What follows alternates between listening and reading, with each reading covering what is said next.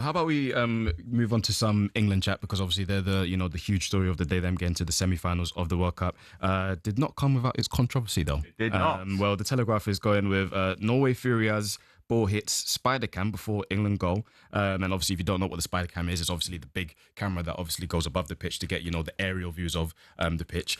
The FIFA rules dictate that if, the goal kick or any sort of ball hits a wire, the camera itself, then, the rules dictate that you should stop play and you should just reset everything, basically.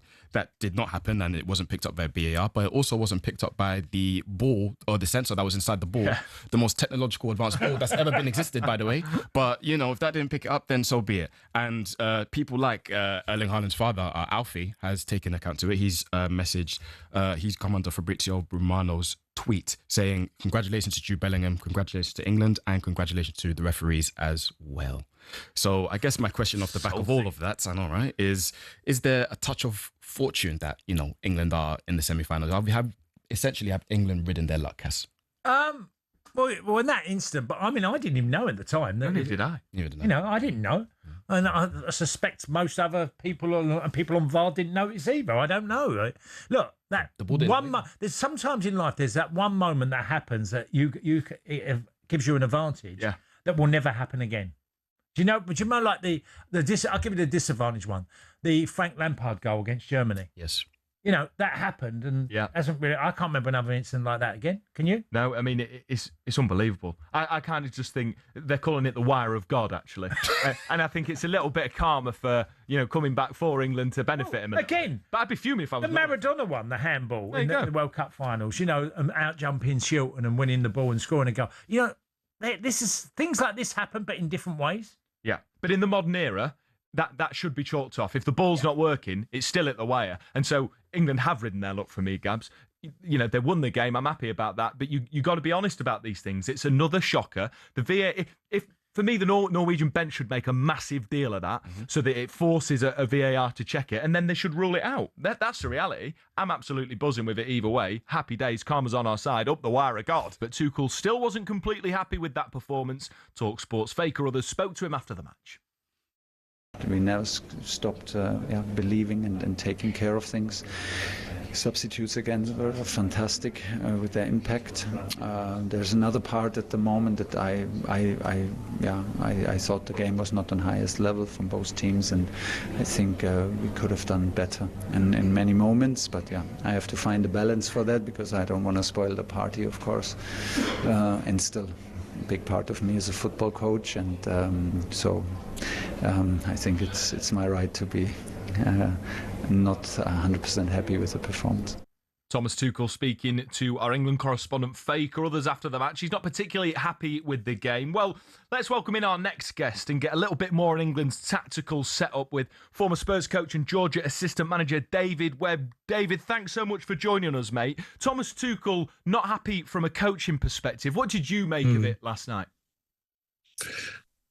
Morning, guys. Yeah, no, I can see why, because I think the first 30 minutes we did quite well. You could see that we was overloading on certain sides to get the width and try and stretch Norway, because using the emphasis of the heat and the space. But you could see there was no forward momentum trying to play between the lines or attack into the box. It was quite a 30 minutes. Even though we dominated possession, we didn't really affect the game too much, and we're always vulnerable, I think, when you've got players of Odegaard and Haaland's quality of a counter-attack, which they did put on us in the first half. So I don't know if the heat was playing a condition or if it was humidity and stuff, but I think definitely the first 35 minutes was quite possession-based, was good, but without really affecting the game too much. David, I wanted to ask you, because, look, I said earlier, and it was quite obvious that Declan Rice wasn't right physically. It was obvious, because he just looked like he couldn't get round the pitch, and he'd suffered from whatever illnesses he had. That has an effect on, the England team, especially in the first half.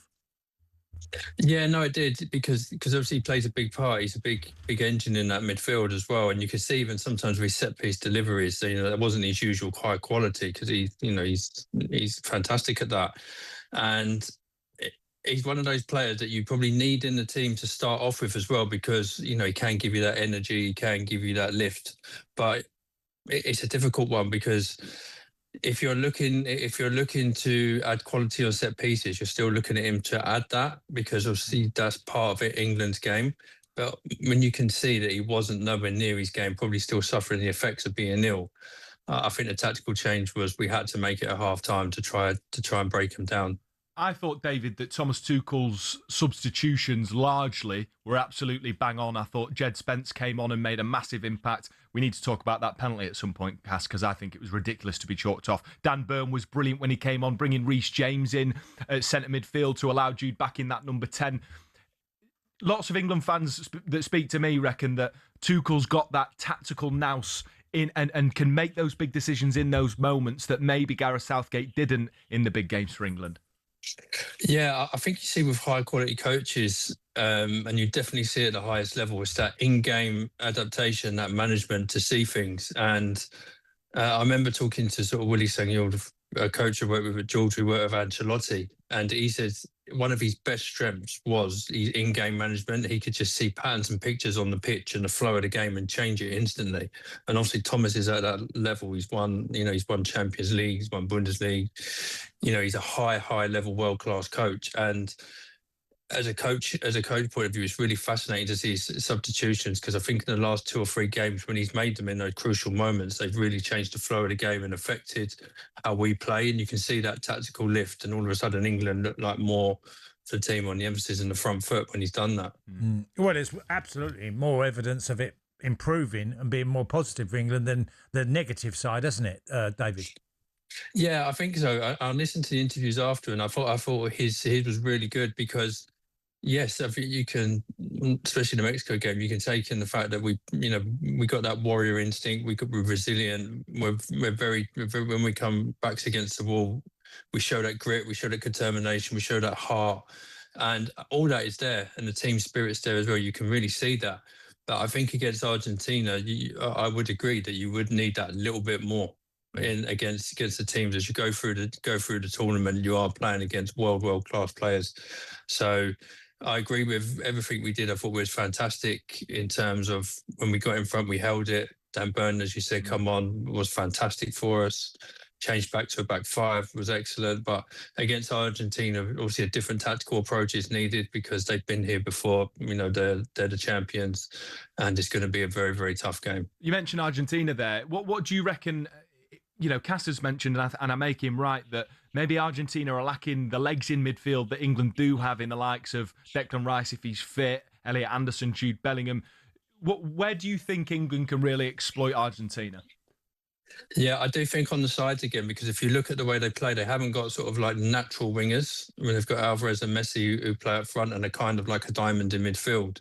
And I say it's probably not as powerful as they used to have. Technically, they're still top players. They play in top clubs, so they can still have the capacity to hurt you, especially play clever passes between the lines. And but I think England's real strength is if they open them up and stretch them again, similar to what they did to Norway, but with a bit more quality, where they overload on one side and they turn out and looking like Elliot Anderson, looking to switch play very, very quickly because they've overloaded on one side, and maybe get a Saka or Gordon. I thought Gordon was excellent.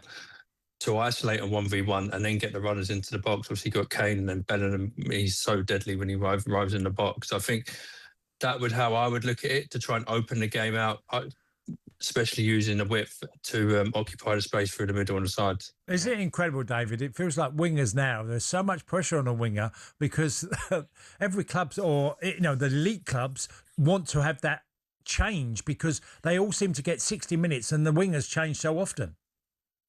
Yeah, they did. Yeah, they do. And a common theme. Yeah, it is a common theme, and I think England, we're blessed to have real quality in those areas where we can, especially in games yesterday when the heat the humidity was high, and the way you can see the way Thomas plays, he does like to play with that width. He does like the wingers to hug the touchline, and we have got, I think we've got 4 wingers that can do that really, really well, and also change it up if we need to. If we needed to bring him in, obviously Saka can come in, Gordon can come in, Rashford can come in, and obviously change the state of the game so they can make runs off the line, but they also can stretch it out. And when you do that, obviously you allow players like, but if Kane drops, Bellingham to go in and make those third man runs into the box, which for me, he's one of the best in the world at. David, thanks so much for joining us, mate. It's been fascinating, and we'll look out for that against Argentina. Take care, mate. Cheers, David. Thank you. Cheers, guys. Thank you. That's former Spurs coach, Georgia assistant manager David Webb. And you know, it's interesting to hear his take, particularly ahead of the Argentina game, that those wingers are gonna be where England can exploit Argentina. And interestingly, Noni Madueke got a 1 in Adrian Durham's ratings. And I must say, I think he's right. You know, Noni Madueke has previously, before this World Cup, performed really well for Thomas Tuchel in England. But I just think he's been absolutely bang off it. Yeah, well, look, some players don't find their best form in tournaments. That doesn't mean it's ended for Noni. No, of course not. It needs to be better. Yeah, of course he does. You set the standards, and that's why he gets changed. But I do think the idea is with Thomas Tuchel that nearly every winger he's playing will do maximum 70 minutes. You surprised Rashford didn't get on the pitch? Well, he changed it up slightly, didn't he? When he put Reece James in, he ended up slightly changing the system. I thought the only weakness really in those subs was Eze. I don't think he offered much when he came on, and he was playing out on the left, and I kind of felt put Rashford out there, give him a bit of width and space to run into. Yeah, look, I'm sure that will be an option further down the line. But whatever we say, Max, England have ended up winning the game. Exactly.